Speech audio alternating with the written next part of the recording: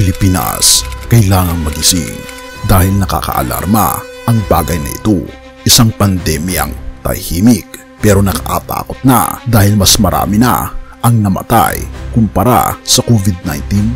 Also tonight, while temperatures move up and down, the rates of flu across the nation is only going in one direction. Both Virginia and North Carolina are experiencing very high levels of the flu. And 5 more people have died from the flu in North Carolina.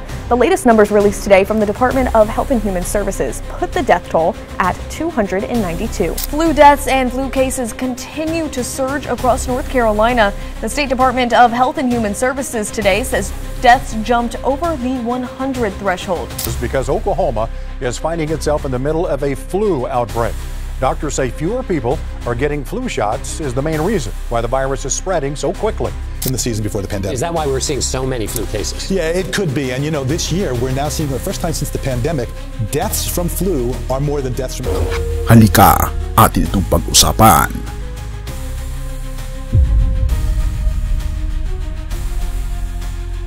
Noong kasagsagan ng pandemya, araw-araw tayong nababalot ng takot.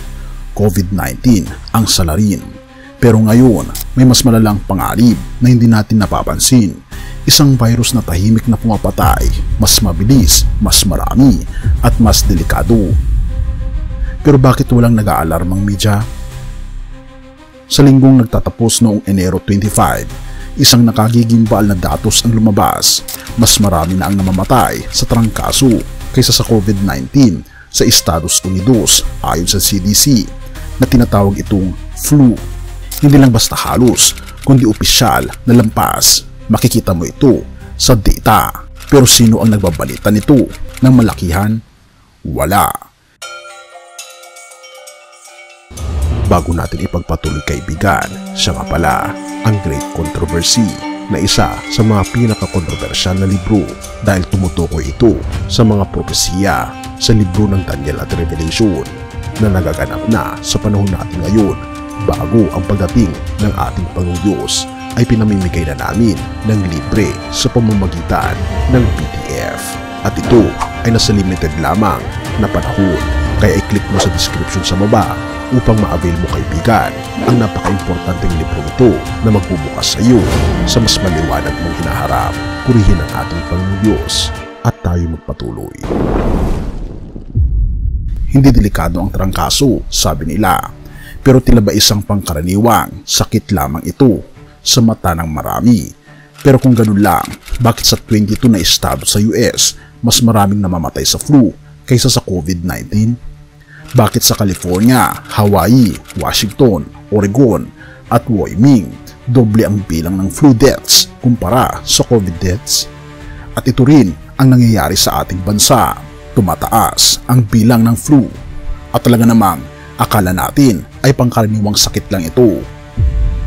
At ang mas nakakatakot, ayon sa CDC, tinatayang nasa pagitan ng 13,000 hanggang 65,000 na ang namatay dahil sa trangkaso ngayong season pa lamang, mas mataas kaysa sa COVID deaths ngayong taglamig.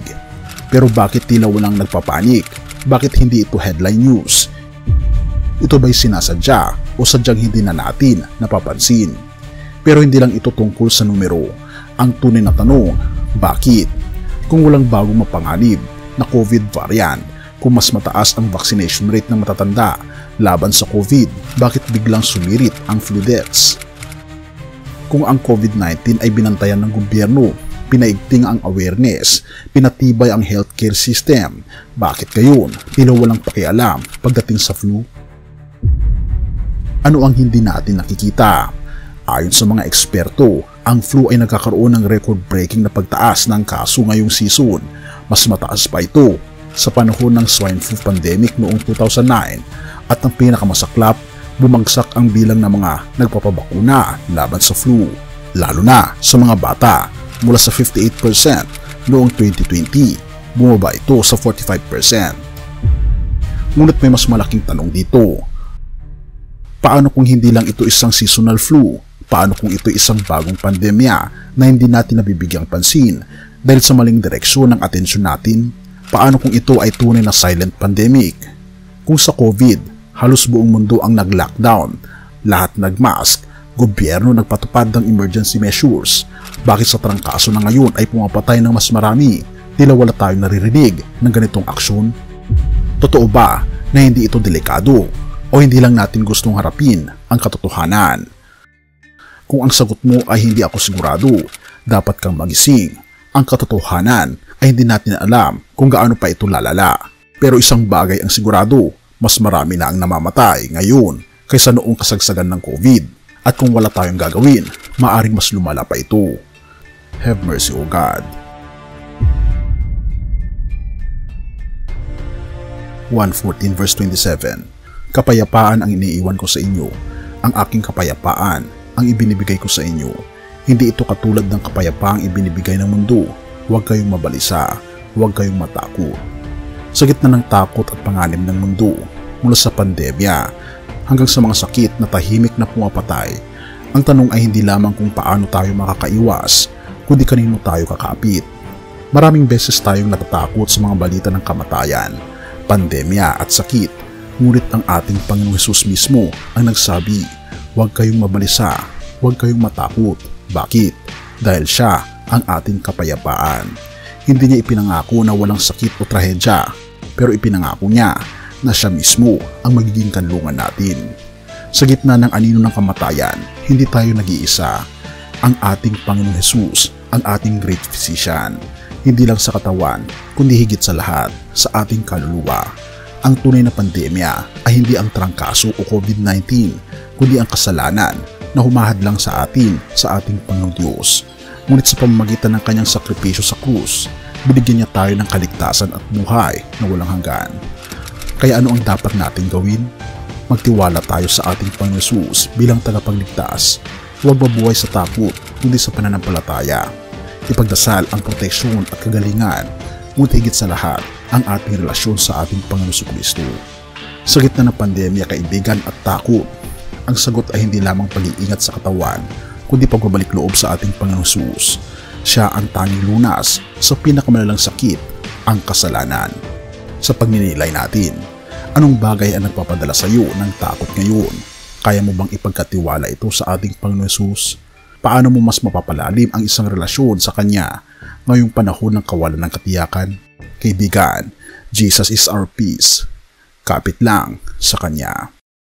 Purihin ang ating Panginoong Diyos at tayo manalangin. Ama naming Diyos na makapangyarihan sa lahat, Ikaw ang aming kapayapaan sa gitna ng kaguluhan. Tulungan niyo po kaming magtiwala sa iyo, hindi sa mundo at hindi sa sarili naming kakayahan. Bigyan niyo po kami ng kalakasan upang hindi mabuhay sa takot, kundi sa pananampalataya lamang. Pinupuri po namin kayo at pinapasalamatan bilang aming Diyos at tagapagligtas, at salamat sa pagdinig ng aming mga panalangin. At patuloy niyo po kaming patnubayan at patawarin po kami sa lahat ng aming pagkukulang at pagkakasala, sapagkat ang isamot hiling at iligtas niyo po kami sa inyo pong pagdating. Salamat po aming Panginoon Diyos sapagkat ang isamot hiling sa matamis na pangalan ng aming Panginoon Hesus. Amen.